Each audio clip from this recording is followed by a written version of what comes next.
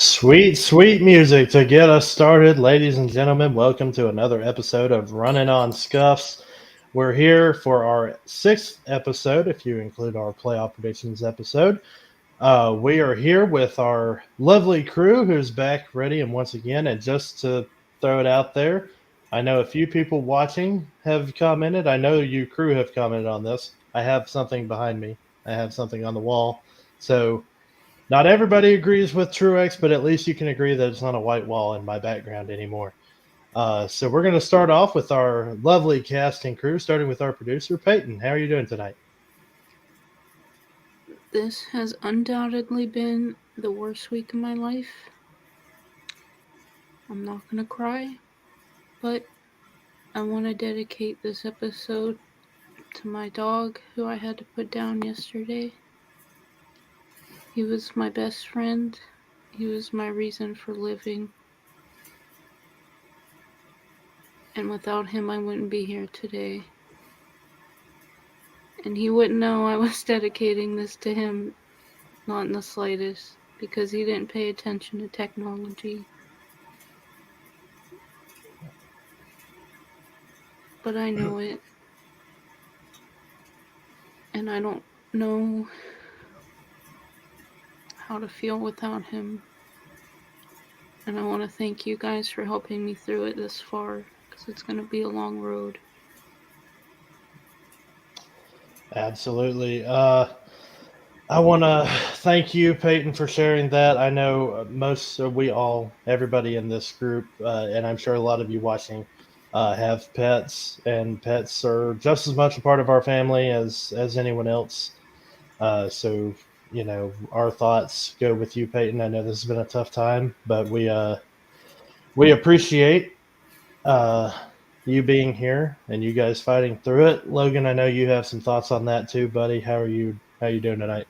Oh, I'm hanging in there. No, like Peyton said, it's been an undoubtedly tough time to lose.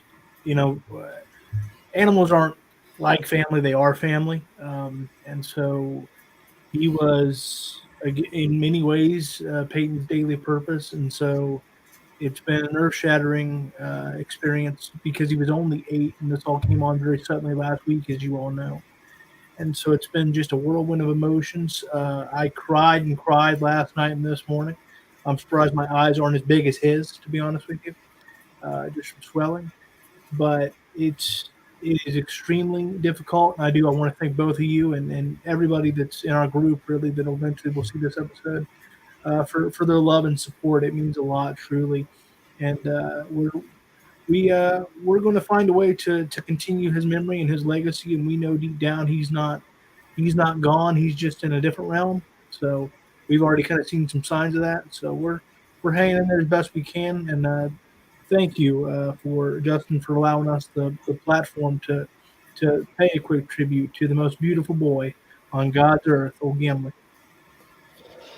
Well, I appreciate both of you guys for being here. I know it's been tough. Zach, how are you doing tonight, buddy? Yeah, I'm doing good. Obviously, my thoughts and sympathies are with Logan and Peyton, right? Losing any animal or person is hard, especially when an animal's been by your side. But like other constants, NASCAR is also a constant. So I give you this advice, both of you, but especially you, Peyton. Lean on the things you love. Lean into the other things that you love. Obviously, we know you love NASCAR, so put some time into that. Um, find solace in the other joys in life. Absolutely, and as hopefully has been translated in these episodes, not only are we podcast co-hosts, but we're also close friends, and in some ways we are like family as well. So, we when one of us hurts, we all feel it. So, we appreciate everybody for tuning in. We appreciate Logan and Peyton, you guys, for being here this evening, especially since that just happened yesterday. So, our thoughts and prayers are with you guys. And just to kind of branch this out, our thoughts and prayers go to everybody in Florida and even South Carolina, along those southern states that were hit by Hurricane Ian. there were people whose lives were affected by that. I know at Talladega this past weekend there was actually a family who was from Florida and had wasn't sure if they were going to be able to go to the race because their home was affected by Hurricane Ian. But they wanted to go to the race so bad, so they were still there. So just a little story I had to share, and somber start to our episode, but some things warrant that, and that's okay. But anyways, we've got a fun show here. We've got some playoff racing to go over here at Talladega. We've got a truck race, which was Saturday morning, Xfinity race, which was Saturday afternoon, and then a cup race, which was Sunday afternoon. And for the first time in quite a while, the races were not affected by rain at Talladega, not even the threat of rain. It was sunny all weekend long. You guys might be able to tell, might not. My hat kind of covers it, but I did get a little sunburnt from covering that race. But it was fun. It was fun to be there in person, and I hope it was fun for you guys to watch it at home. So going over, we're going to start our racing review. Thank you, Peyton, for that. That's a fun little. I love the old school racing footage that's in that. So let's get into our race reviews. First off, we had the truck race, which, as far as a lot of things are concerned, is probably the one we need to talk about the most. Seems like there was the most amount of action in the truck race, which even that wasn't a lot. Matt DiBenedetto, we've talked about him throughout the NASCAR community quite a bit. Formerly a Cup driver, couldn't seem to win in any of the national series of NASCAR, whether it be Cup, Xfinity, trucks. Finally was able to get a victory at Talladega, and somewhat controversial fashion. NASCAR had to go back through, check the scoring, and check their rule book for forcing below the double yellow line or going below the double yellow line. But nonetheless, NASCAR determined that Matt DiBenedetto was the winner of the truck race at Talladega after a last lap crash. I do want to point out, and we'll get into this a little bit further later in the show, Jordan Anderson in stage 1, his truck burst into flames, and he actually steered it while he was sitting on the sill, the driver's side window sill there, but he drove it in the inside wall just to try to get out of it because it was on fire. So he was airlifted to UAB. So our thoughts and prayers go with him as well. And we'll talk about that a little bit more later on in the show. But Zach, what were your thoughts on the truck race? It's not a truck race at Talladega unless NASCAR tells you who won the race. And as per usual, NASCAR is consistently inconsistent.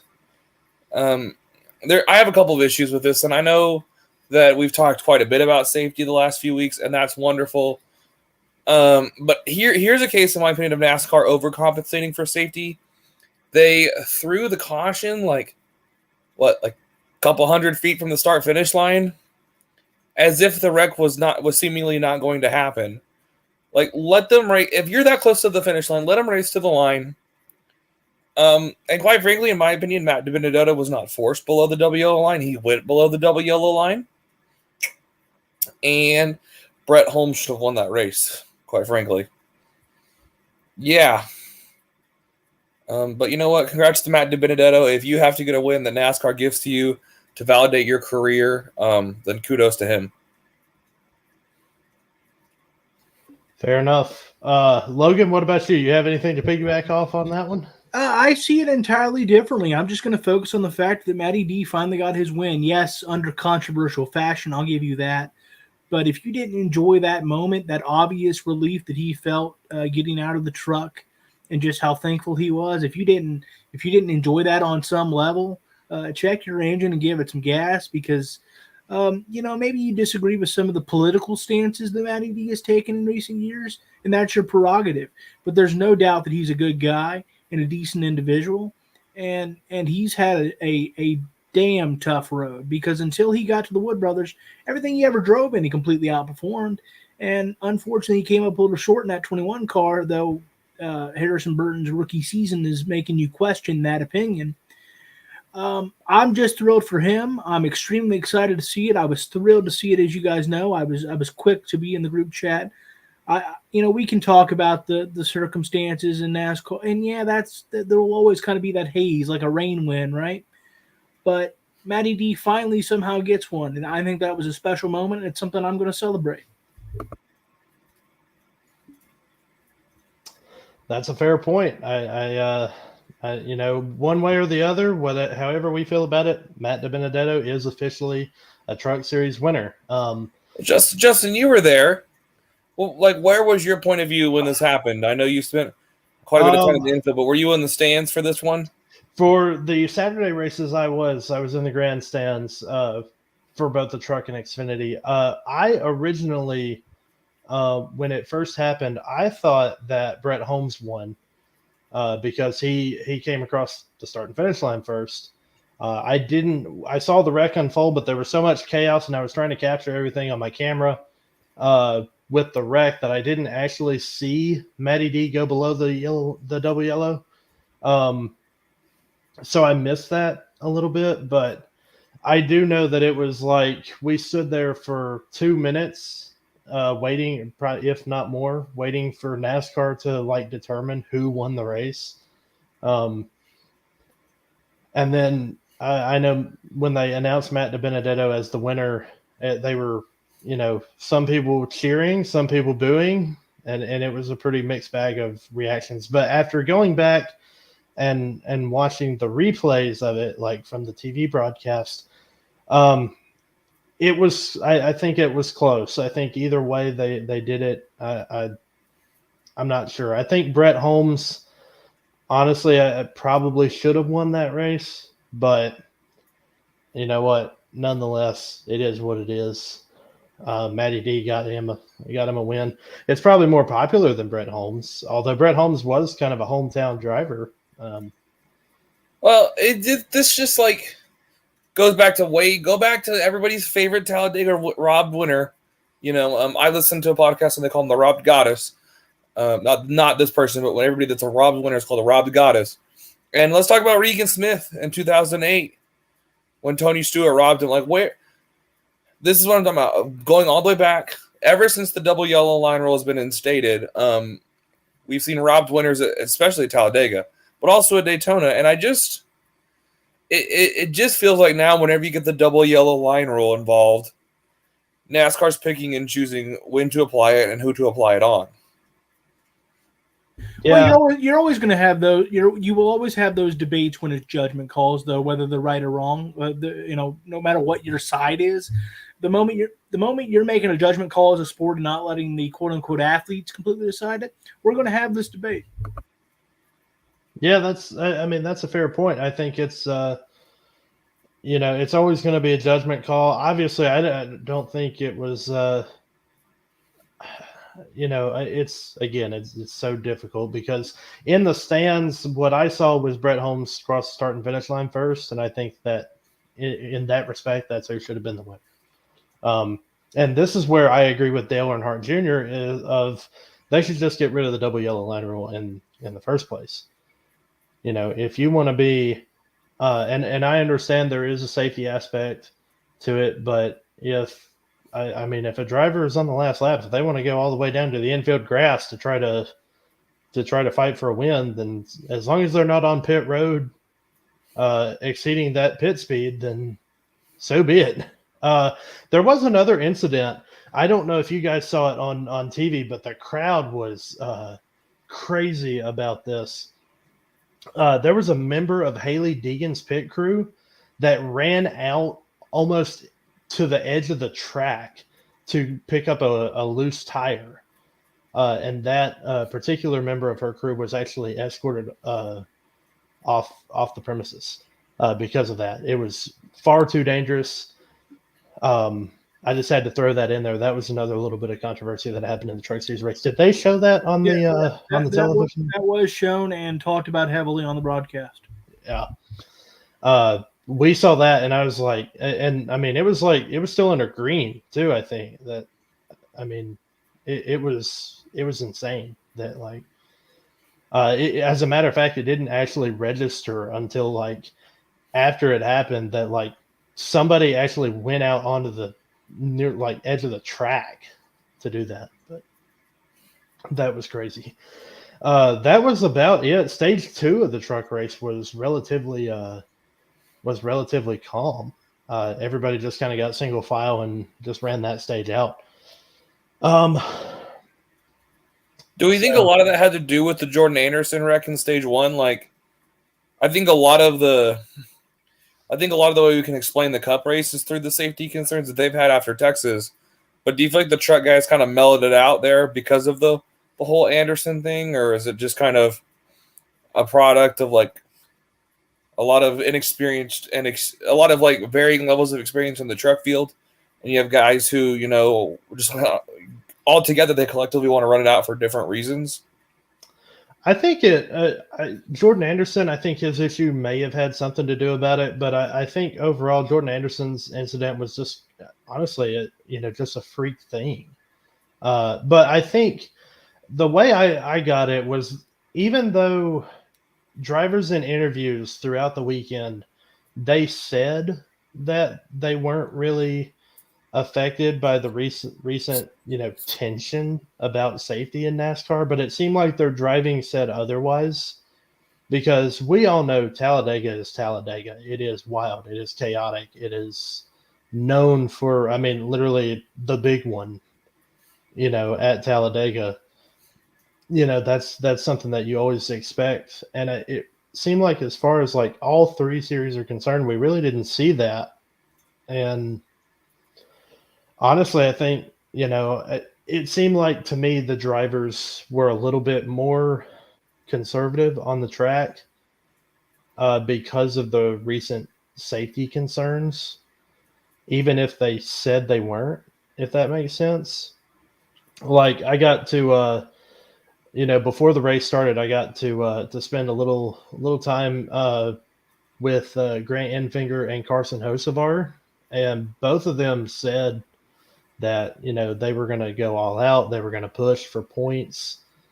And honestly, Carson Hocevar said he was going to do whatever it takes to get a win.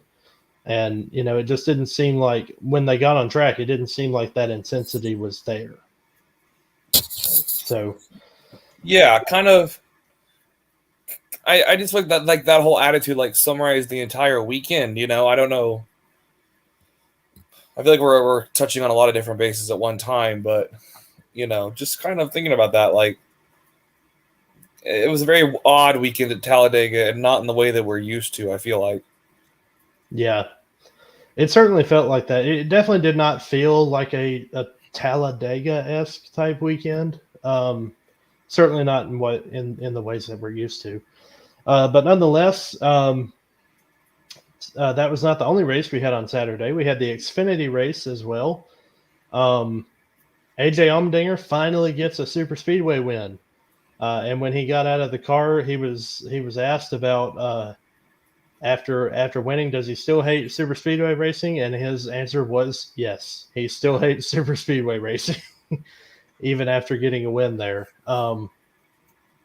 So that was interesting to actually have a race, the first race of the weekend, actually have a playoff driver lock themselves in to the next round. AJ Allmendinger solidifying himself a spot in the round of 8. Not a whole lot. It was a very calm Xfinity race. Like, all 3 races were pretty calm, but that seemed to be the most. There was not a lot of action that happened in the Xfinity race. It seemed like everybody just kind of calm. Austin Hill, I thought he was gonna like walk away with the win. There was a Alex Hayden and the MRN broadcast was being played over the speakers in the grandstands, and Alex Hayden was saying, they're going to wait until about 5 to go before they make their move on Austin Hill, and they were like, if somebody doesn't step out of, like, they're waiting on somebody else to step out of line. And I was like, yeah, but if they're all waiting for somebody to step out of line, then Austin Hill's just going to walk away with this win. Yeah, that's the problem of playing cat and mouse at Talladega, right? It's just like the cup race. Like, you're going to ride in the back until the wreck happens. And then if it doesn't happen, you're the guy who gets caught, or girl, whatever, that gets caught with their pants down. And like, sometimes that's just, there's a Texas Rangers had a manager named Ron Washington, and Logan may know this quote too, being a fellow baseball fan. And he's like, that's just the way baseball go. That's just the way racing is, right? Like, sometimes you're the genius because you play it safe and you're there at the end with only 10 cars left and you have the cleanest car and you can win. And other times, you'll back it off and you finish 26th. Yeah. Yeah, that's how super speedway racing works. And that was, and that was something that, if you're in that position as an Xfinity driver, do you make that move to be the first one to step out of line? Because you could be riding fourth in line and you could step out of line and you have a whole group of cars go with you and you get pushed to the lead. But if there's a line of 15 drivers and you step out of line and nobody else goes with you, you fall back to 15th, and it's like, well, then I might as well just run around in fourth. Especially if you're a playoff driver who is thinking, maybe I can't win the race, but at least I can get fourth place points. Like, I think there's a very small group of guys who can pull out in that spot and make a push for the win. And the same thing can be said about the truck and Cup Series. Is when you're in that position, you're in fourth and you're at 3 laps to go, there's a very, very small group of people who can afford to make that move. The guys who are fast enough and on good enough teams that some aren't there in the playoffs anymore, quite frankly, or did make the playoffs. And that's the only group. That is the group. If you're in the playoffs, if you're still racing for a championship, or if you're driving for a Rick Ware or a Live Fast or whatever, a team, an underfunded team, a vastly underfunded team, then you park yourself in line and take that paycheck, But if you're talking, let's just go into say things, like if you're Landon Castle, you pull out that line, If you're Brandon Brown, who we talked about last week, you pull out of the line. If you're Ryan Vargas, you stay in line. If you're, I don't know, if you're Ty Gibbs, you stay in line. Yeah, that's my opinion. I don't know. How do you feel about it, Logan? Yeah, I do. I think it honestly, especially this time of year with the playoffs and everybody who's not in playoffs, all can decide as an organization, has their eye on next year and what they can afford and what they can't. And so I think there's a lot of probably pre-race instruction. Look, if you get a shot, go for it. But hey, try not to wreck the car. We have to remember that in the spring, it's kind of, hey, go big, go home, whatever. No risk it, no biscuit. But in the playoffs, I mean, there's a boatload of guys there that go, yeah, I could go try to get this win, but I might wind up finishing 30th if we crash. Or I can take my 5th, 6th place, 10th place, whatever, and I'll take my points day and I'll see you next week.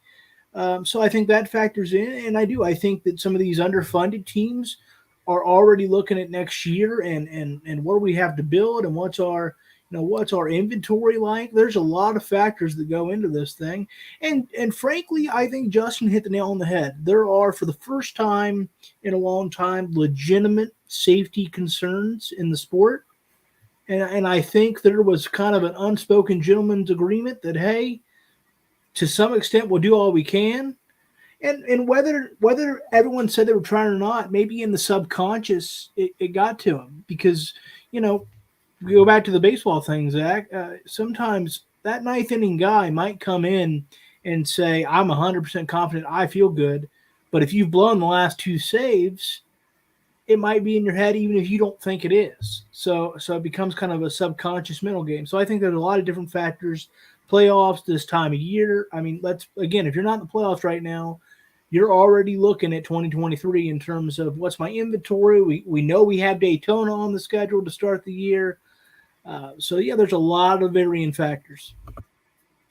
Yeah, absolutely. And I don't want to go too far into this, and we'll talk a little bit more about it in our debate segment coming up. But I want to say, especially for the Cup guys, where there's been, real, safety concerns for sure in the last few weeks. Obviously there are guys like Corey LaJoy on Race for the Championship who was like, I've got my life insurance policy's up to date. I know what I'm getting myself into.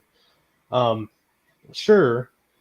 But there's also guys, in their minds that are like, not only am I a race car driver, but I'm a husband, I'm a father, there are other concerns out there, and yeah, they know what they're getting themselves into, but does that play in your mind, especially when you have a season like this where safety concerns have been an issue?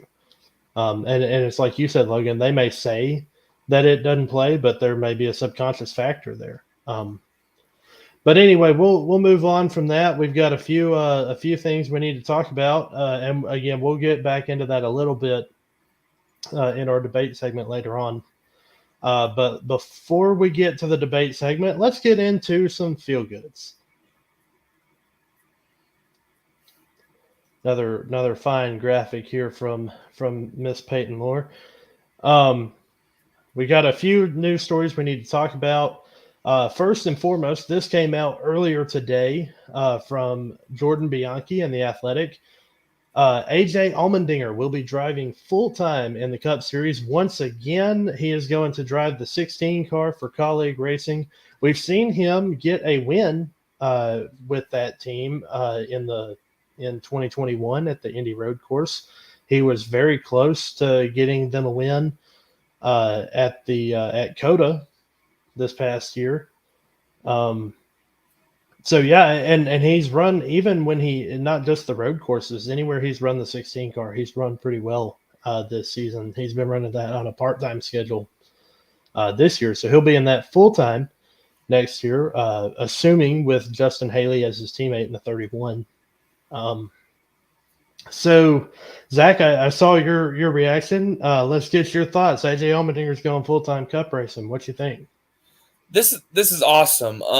AJ Allmendinger, whenever you watch him race, he is the most purest form of racer. Like, every win means so much.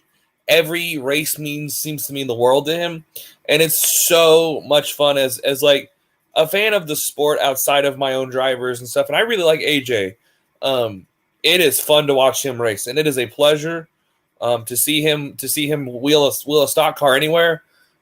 As someone who's gotten to see him do it at a road course, it's really, really cool to watch him race on a road course. He is such an energetic, magnetic sort of guy for the sport. He is a wonderful re-addition to the Cup Series, and I think this is legitimately speaking. I mean, it's unlikely, but I can paint the picture where he is a championship contender.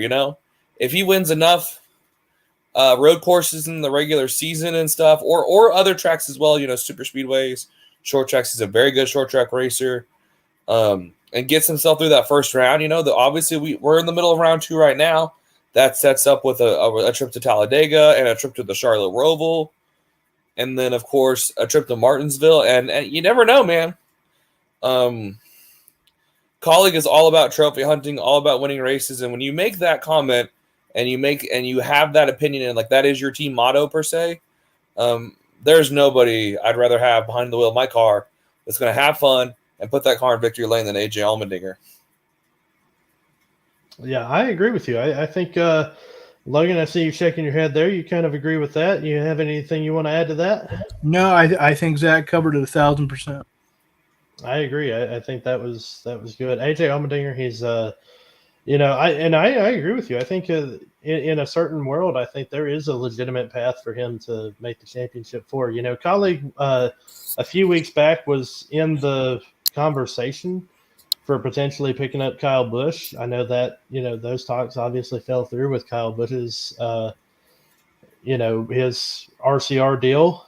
But I think AJ Allmendinger is a good driver to come in as that veteran driver, somebody who's been around the sport for a while now. Obviously, he ran Cup Series for a few seasons. Then now he's moved down to Xfinity Series, and now he's going back to Cup. I think it's going to be good, not just for AJ Allmendinger, but I think it's going to be good for colleague racing. I think it's going to be good for Justin Haley, just to have AJ there, constantly as that veteran influence on him.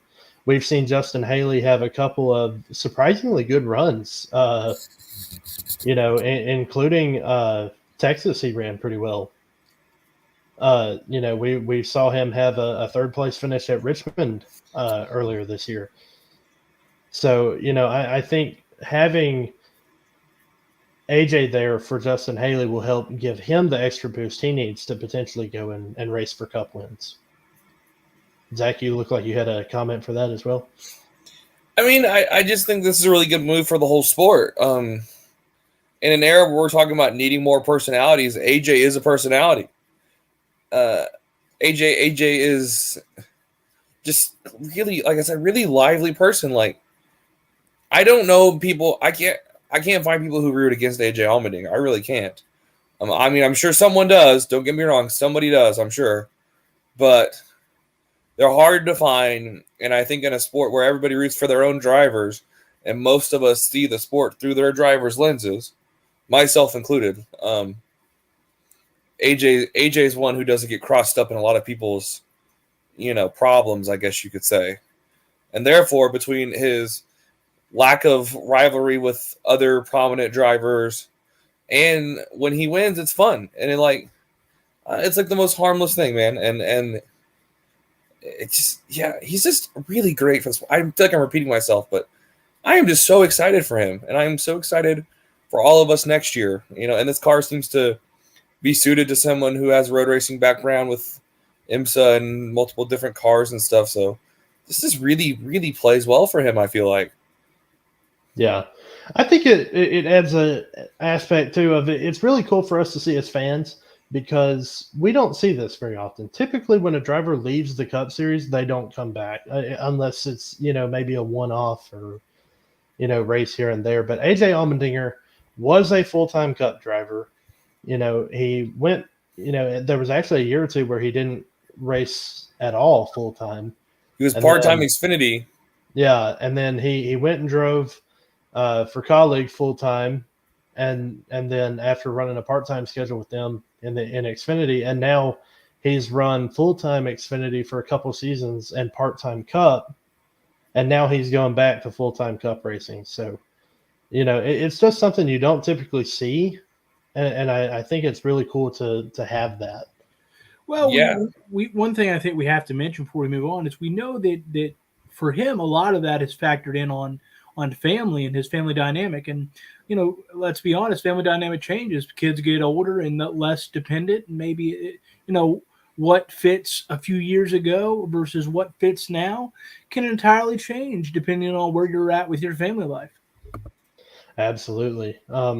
So really cool to have him get that opportunity. I think it's, like Zach said, I think it's just great for everybody involved. It's great for us as fans. It's great for the sport. It's great for colleague. And hopefully it'll be great for AJ Allmendinger as well. Hopefully he can find some more Cup success.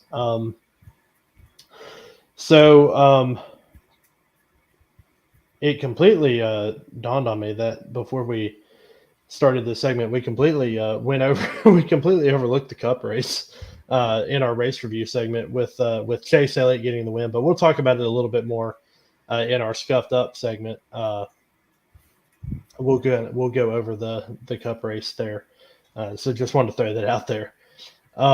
Speaking of Cup, last weekend at Texas, there were some incidents that happened, and there were some penalties for it. One of which we talked about on our Scuffed Up segment last week, the William Byron Denny Hamlin incident. We talked about penalties, and Zach, you and I kind of both agreed that any penalty that we thought should have happened during the race. But NASCAR decided to penalize William Byron 25 points, driver and owner points, as well as a fine for that $50,000 fine for the Denny Hamlin incident. So they did end up finding a way to penalize him after the fact. Hendrick Motorsports has announced that they will appeal that penalty to see if, I don't know if at this point, I think my personal feelings is I think the penalty is fair, and I think that, they should just go with it. But, HMS, obviously, for them, it puts another driver out of, another driver potentially out of the playoffs, depending on how the Roval goes. Ty Gibbs was also penalized for an incident with Ty Dillon on pit road. Ty Dillon came up, got into Ty Gibbs, and Ty Gibbs retaliated on pit road, nearly sending Ty Dillon into Chris Buescher's crew members. So, relatively, I would say that that was a fair penalty as well. So those were some penalties coming out. One thing we have to talk about coming out of last week, if you watch Talladega, you already know this. Alex Bowman is currently out. He was out at Talladega. Not sure if he's going to be out any longer, but he was experiencing concussion-like symptoms, and therefore he was not cleared to compete. He has been granted a waiver if he can come back and compete at the Roval this weekend. So, we talk about the safety concerns, and we've talked about it a lot over these weeks, but, going into Talladega, that was kind of refreshed in everyone's minds with the Alex Bowman news. We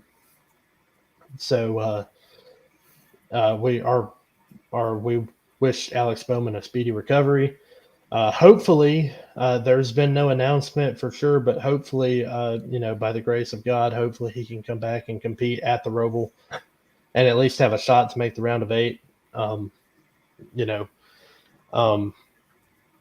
Speaking of scary incidents, you guys saw in the truck race at Talladega, Jordan Anderson was airlifted to UAB during the truck race after a scary incident in stage 1.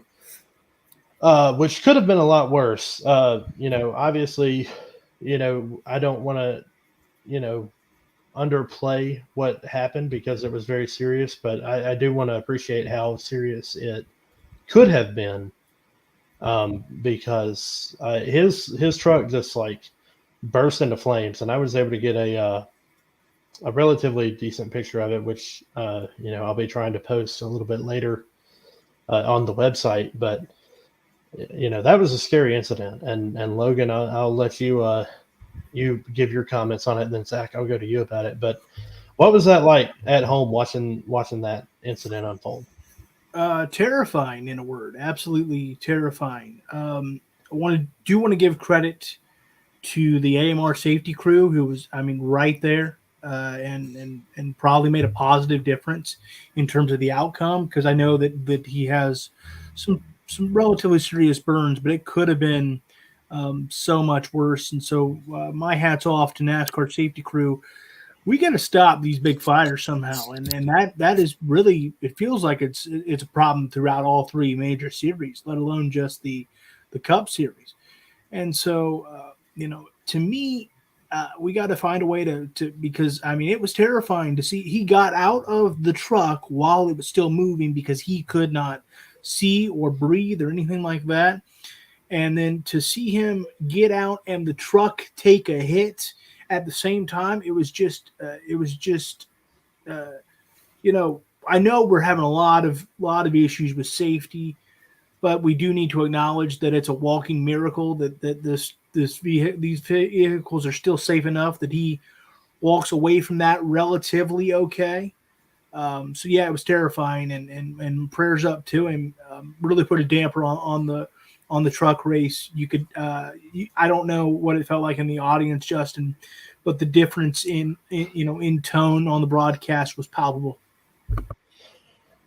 Well, I will say just before I go to you, Zach, I will say that, very few times when you're at a Talladega race, you know, there's only one time throughout the race that you can almost guarantee that the entire track will fall silent, and that's during the invocation. But when I say the entire track fell almost deathly silent with Jordan Anderson's truck, I mean, it did. It was like a lull over the crowd. So it was an eerie feeling because nobody knew quite what to feel. But Zach, what are your thoughts on that incident? I thought Logan summed it up very nicely, and like I share a lot of those feelings. Of course, Jordan Anderson, like the driver, aside from who he is like a very he's one of those lovable truck series underdogs. From his humble beginnings, piecing together sponsorship from us, the fans. He's really been a driver who seems to stand for the fans, and the fans love him for it. Well, I love him for it. And he's been robbed a couple of times at Daytona with close finishes. So, it's really heartbreaking to see him. It seems like he's kind of professionally taken some steps to get away from the driver's seat quite as much and really focus on his running his team, especially the Xfinity program with Myatt Snyder. But it's really hard to see, and I don't know how you guys feel about it, but I really don't know what would happen if I, as a fan, like I wasn't watching when Dale passed away, so I have not seen anyone lose their life in a NASCAR race, and I don't know what would happen to me if I did see it, right? Like, I don't know what would happen if I was watching a race. I go back to the Newman incident from 2020 or this incident. What happens if something worse happens? Like, can I come back the next week and watch? Like, and I know that's a very selfish thing to think about, but like,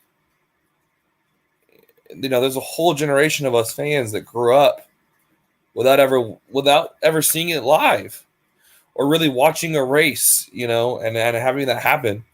And it is something to think about too when we talk about the safety of the cars, in that things are scary, things seem to be on the rise with the safety issues, but at the end of the day, like the fact that he was able to get out and seemingly his life is not going to be like drastically altered or ruined or anything, of course, because of this, is quite the blessing. And hopefully, it seems like he could possibly be back in a truck by the time the season ends, and definitely next year.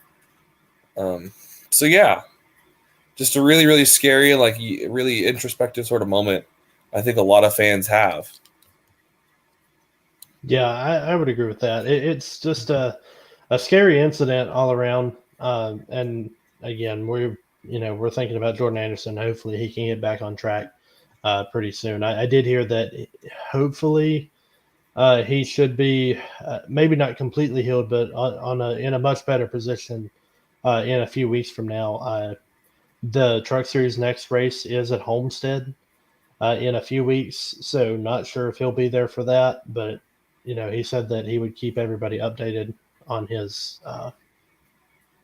on his state. Speaking of Homestead, no damage was reported from Daytona or Homestead following Hurricane Ian. Nothing major, at least. There was some flooding, certainly at Daytona. I don't know if you guys saw the pictures on social media of that, but there was some major flooding at Daytona. But it's good to hear that there was no major damage to either of those tracks.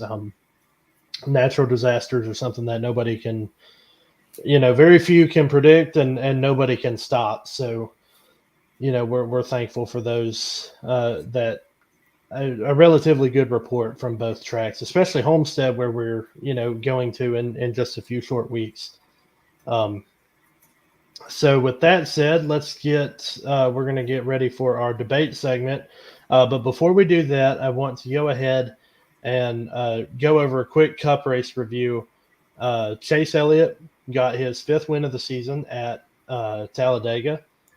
and he becomes the first driver to lock himself into the round of 8, which was good for him because, I mean, honestly, coming into the race, he wasn't looking too hot on that cut line after a rough race in Texas. I will say, talking about my experience at the track, the roar that occurred when Chase Elliott crossed the finish line first, as you know, I'm not a Chase Elliott fan, but it was pretty cool just to be there for that. And I was in victory lane when Chase Elliott came in, and that was a cool experience as well. So, Sure sounds like you are a Chase fan.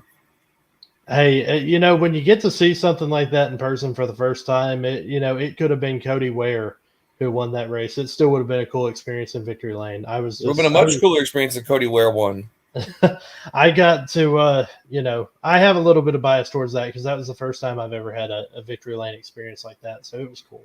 But I give you a hard time, but we as a collective community here at Runnin on Scuffs, both on the show, off the show, on the team, off the team, we know how I feel about Chase Elliott. That's very true. I might feel quite differently than most people about this race. But, cheers to Chase. He's the only guy that I saw that had the stones to do anything other than ride around. So if he's going to be the only one that shows up to race, then of course he's going to win. Well, nonetheless, speaking of Talladega, we're going to talk about it. It was a playoff race, but should it be a playoff race? Is that the best way to crown a true champion of the sport? We're going to talk about that in our debate segment because, ladies and gentlemen, it's time to get scuffed up.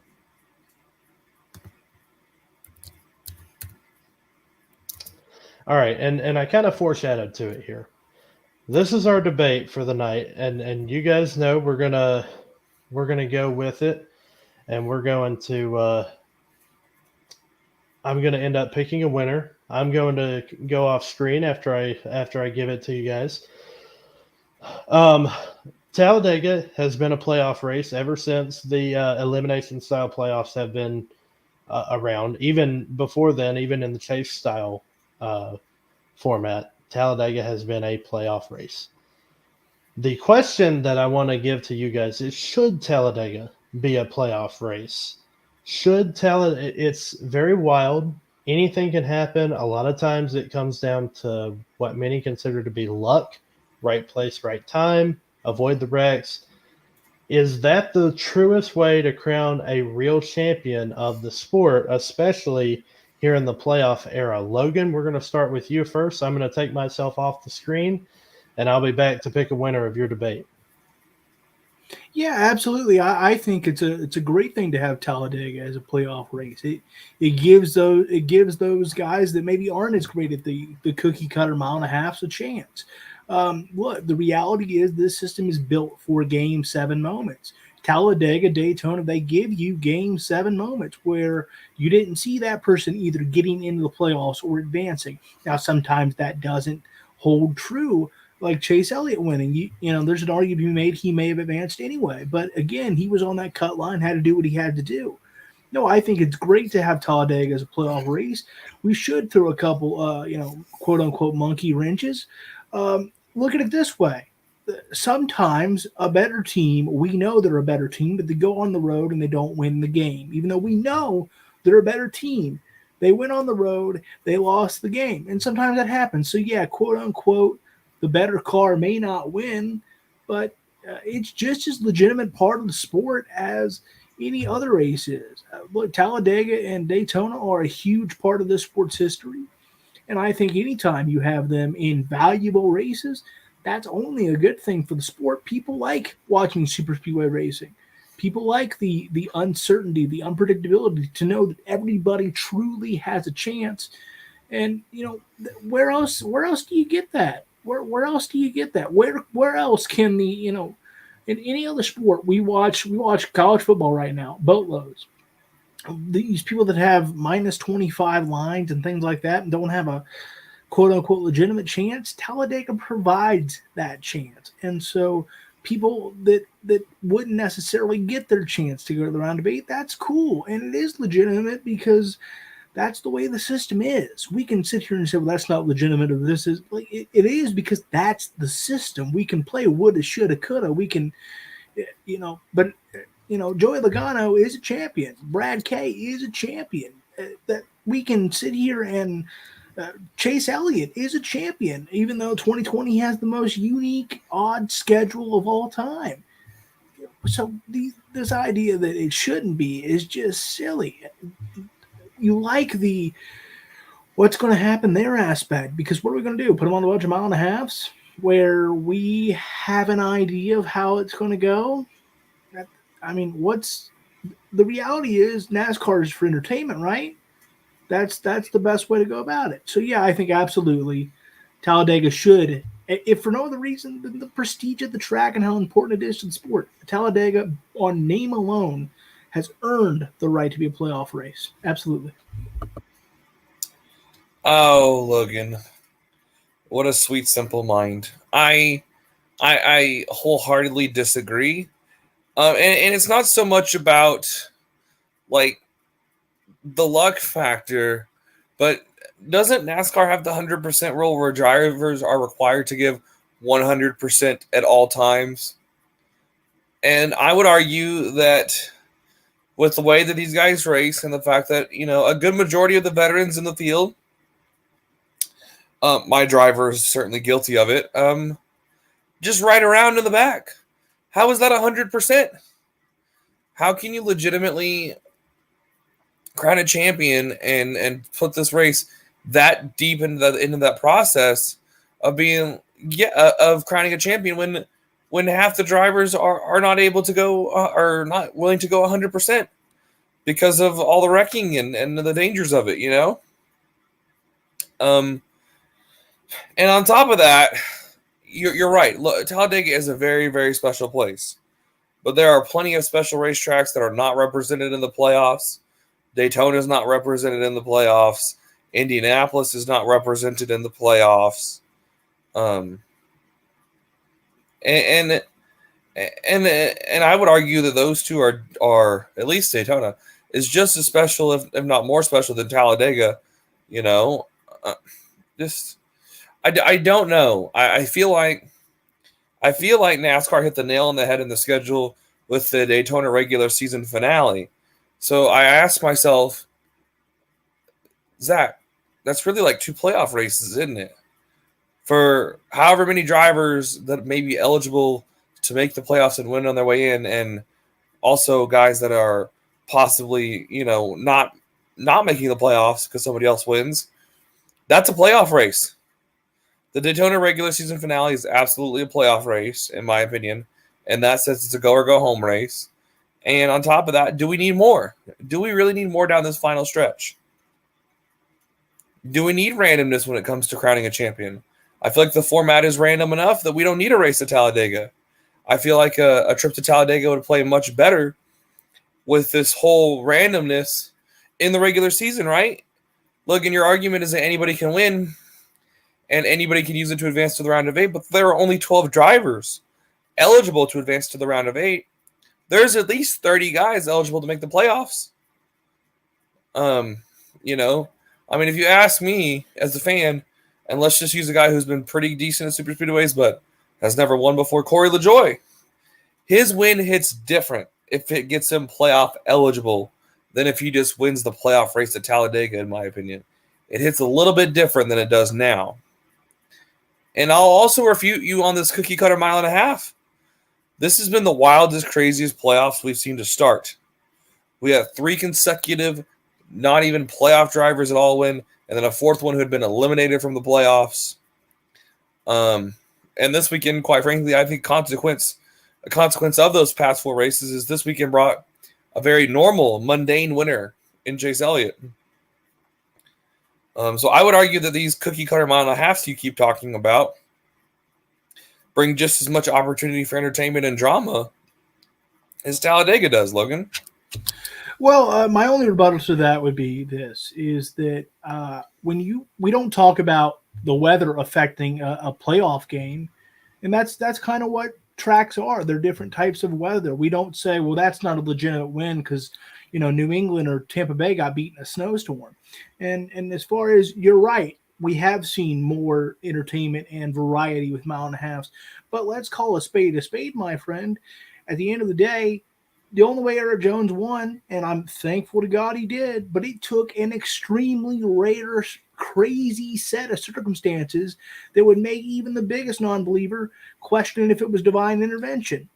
So that's what I'm saying. Yes, you're right. Is it possible? Certainly it is. It's possible, it's feasible, but it takes extremely rare set of circumstances where with Daytona and Talladega, you don't have that. Again, I think it would be like playing in a rough road game or playing in a snowstorm. We don't fault those winners. We don't question that outcome. So that's how I kind of look at it. I know we're running short on time. I'll let you finish up here, but yeah, that's how I look at it. Like I said, I understand your points, Logan. And it is Game 7 moments. I mean, you made that in your first point, and having a race like Talladega does produce Game 7 moments, of course, But sometimes the series changes in Game 4, buddy. I'm talking about the Cavaliers championship. The Warriors blew the 3-1 lead. That series changed in Game 5. It didn't change in Game 7. Game 7 happened because of Game 5. Sometimes we have to remember, if we're talking about a Game 7 moment, we got to play games 1, 2, 3, 4, 5, and 6. And this is to say that sometimes Talladega is Game 5 or Game 4.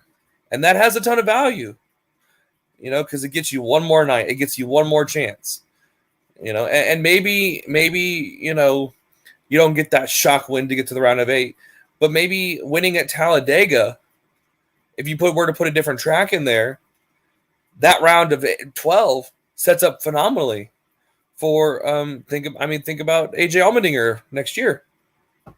If you were to say AJ Allmendinger has a chance, this round of 12 with the Roval. Look at Chase Briscoe and Austin Cindric. This round sets up really well here at the end. They positioned themselves through nice runs at Texas and surviving Talladega. And now we get to the Roval where they're tied for 8th above William Byron and Christopher Bell and Alex Bowman. There's Game 7 moments to be had everywhere across the schedule and within the format. The format creates Game 7 moments, not the racetrack. But Talladega, in its own glory, and they don't name a movie after it unless it's not magnificent, right? Has a place to create special moments, not just in the playoffs, but I think anywhere on the schedule. And I rest my case. We got to see what the boss thinks. We did our best for you. We even kept it civil. See that? Muted. You're muted. Yeah, I literally muted my mic, and I was like, I got to remember to unmute it, and then lo and behold, if I don't forget it. But no, you guys did keep it civil, and I appreciate that.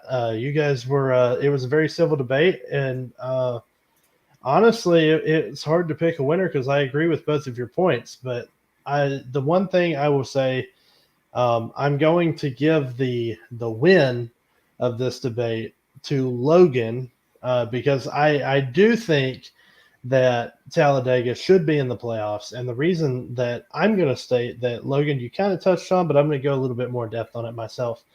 I think Talladega deserves a spot on the playoffs, in the playoffs, because to crown a champion, we have to determine who is the best all-around driver. And you can say that Talladega does not provide that, and I can understand that argument. But maybe it's not about who wins Talladega. Maybe it's about who runs well at Talladega, who can run well enough. And honestly, I think the round of 12 with Texas, Talladega, and the Roval brings us the truest format of that, of who can run well enough to point their way into the next round, because all three tracks are so diverse. We have a mile and a half, a super speedway, and a road course, where we have these drivers who have to fight to point their way in. And honestly, I know I felt this way before. When you get to the round of 8, that really determines, in my opinion, who the true championship contenders are. And I think Talladega, just like the Roval, and even Texas, to an extent. I know I've said a lot of bad things about Texas, but I think that cookie cutter mile and a half, needs to be there in the round of 12, because it gives, in a 3-race span, it gives us a true test of what the schedule is like. So, I do. I think Talladega should have a playoff spot, and simply for the fact of we need at least one super speedway in the playoffs, because we run on super speedways. Actually, if you want to count Atlanta, we run on more super speedway races now than we ever have. So I think at least one of those deserves a spot in the playoffs. But I appreciate the debate, and very quickly, we're going to wrap up our show, and we're going to get ready for the final race of the round of 12 at the Roval. And so, Peyton, why don't you hit us with a race preview here? That's right. We've got the Charlotte Roval, and if there ever was a place that could even hold a candle to the chaos that is Talladega. I know this year Talladega wasn't all that chaotic, but the Roval has proven to show us some chaos from the very first time we had it. From the Ryan Blaney win in the first incident to the Chase Elliott nosedive into the heartburn turn to come back and win it, to the Kevin Harvick versus Chase Elliott saga. We've seen a lot of crazy stuff happen at the Roval since its inception. And I want you guys in your best guesses to give me your picks. And we're going to do this rapid fire. We're going to do Cup and Xfinity. And we're going to go playoff drivers only, just to get your opinions here. Logan, since you won the debate, I'll start with you. Cup and Xfinity, who you think's walking away with the checkered flags? I think Xfinity, don't overthink it. It is his bread and butter if there ever was one. Let's go AJ Allmendinger getting it done. And then I'll go for the Cup race. Look, this episode is in honor of Gim, so it's kind of in honor of Peyton, and he's pretty good at the Roval, and he's already won one anyway. You alluded to it. Look, I think Ryan Blaney's going to get it done. I got a hunch. I got a feeling. I think there's going to be some Gim voodoo and vibes that help it out. I think Ryan Blaney's going to get it done at the Roval, and there's going to be a lot of heartburn and heartaches for a lot of drivers. Well, we know for a fact that 4 are going to walk away below the cut line and without a chance to win championship. But Zach, what do you say? Do you have who you have winning Xfinity and Cup? For the Xfinity race, I'm going a bit out of left field here. I'm going to go with – okay, sorry. Screw it. We'll go Noah Gragson. It's not that far out of left field, but I feel like he's not a traditionally great road course racer. But he is still the hottest driver in the series, and he's done very, very well at the Roval. He's been up front quite a bit there, even the monsoon race of 2020. And in the Cup Series – This one's hard, but I'm going to go a little bit deep. I'm going to go a bit shocking here. I am going with someone who won a road course race this year. I think the best team on road courses this year is Team Trackhouse, but it's not the Watermelon Man. It's mi amigo, Daniel Suarez, wins and advances to the round of 8. That's a good pick. I'm going to go with I'll start with the Xfinity series. I'm going to go with Austin Hill. I think he's run well at road courses, but he hasn't gotten the road course win. I think this time Austin Hill finally shows that he can win somewhere besides the super speedway. I think Austin Hill is going to pick up the Xfinity Series win, and for the Cup Series, I'm going to stick with you, Zach. But I'm not going mi amigo. I'm going with the Watermelon Man. I think Trackhouse does get the win at the Roval, but it's Ross Chastain who gets it done. And with that said, we are going to close out our show. We're going to go ahead and bring in our producer Peyton,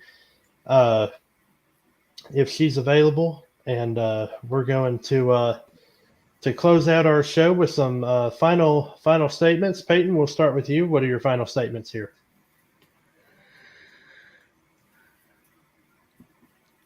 I just hope that Gim is watching over me and Logan, and he finds his own way to make his presence known. And maybe that means Ryan Blaney wins. Hey, you do whatever you can to get your driver to victory lane, and I'm telling you, you're going to learn that more and more, Peyton. You're going to learn. We're going to get you. You're going to start doing things you never thought you'd do just to get your driver to victory lane. Logan, what say you, buddy? Well, this has been an interesting episode of Running on Scuffs. In some ways, our most somber episode, but I still had a blast, and I enjoyed the very civil debate. And I look forward to throwing up more middle fingers when I'm more in tune spiritually next week. But thank you again, Justin and Zach, for giving us a platform to pay tribute to Gim and talk about him freely and let us be all caught up in the feels, as the young kids say. It's always a pleasure to do this show, and I look forward to the Roval and hopefully some great and somewhat chaotic racing. My favorite Roval memory quickly is Ryan Newman moving everybody he possibly could at the Roval a few years ago. Boy, he was doing all he could. I mean, if you don't love that, something's wrong with you. So thank you so much. I love this show. Peter, I love you. We will find a way to get through this. And I got a feeling that big-eared dog might help your quote-unquote bay this Sunday at the Roval. We'll find out. Yeah, that's a good pick. I know, again, like I said at the beginning of the show, everybody here, I know all of our team and most of the people watching, we all have a animal, a pet that is close to our hearts. It is, so it has been a more somber episode of Running on Scuffs, but sometimes certain circumstances warrant that. And I'm again just glad that you guys were able to be here for the show, and we appreciate everything you guys have done for Running on Scuffs. Zach, why don't you close us out with your signature sign-off and some closing comments from you? Yeah, soak it up and enjoy the Roval this weekend, everybody. It's either going to be the absolute most fire-lighting, hell-raising weekend in Charlotte that will have Logan and I at each other's throats, because the only way NASCAR works in its truest, most dramatic form is if Logan and I get pinned against each other. Or it'll be a nice afternoon nap, because it'll be, as we've seen these playoffs, the predictable has become unpredictable, and the unpredictable has become predictable. But either way, we're one step closer to the Denny Hamlin 2022 championship, which is what we're all here for, deep down in our hearts and in our souls. We're all here to get the king his crown. And, of course, thanks to my parents for supporting my NASCAR addiction and the time and the dedication it takes on everybody over here at the, I don't know, whatever. I need to name my place, but that place, the Texas Takeover, I guess is what we'll call it, or something.